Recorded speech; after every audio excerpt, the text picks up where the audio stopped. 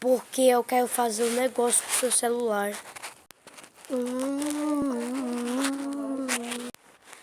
Ô, Didi! O que foi, tia? Eu quero que você empreste o celular pra mim, porque eu quero fazer um negócio com ele. Não, titia, eu não vou emprestar pra você, tá bom? Didi, se você não emprestar o seu celular pra mim, eu vou pegar minha sandália pra bater em você.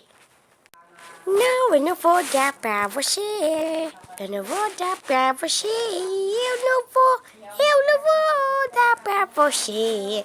O celular é meu.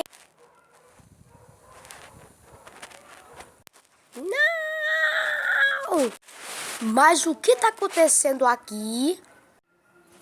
A tia Zeca, ela me arranhou o biquíni e tá doendo muito. E tá doendo muito. E ela também me bateu bem aqui, tá doendo muito. Fala pra ela, mamãe. Ah não, Beca, não acredito que você fez isso. Agora vem aqui. Não, mamãe, desculpa, mamãe. Não, mamãe, desculpa, por favor, prometo. Pronto. Agora pega você. Não.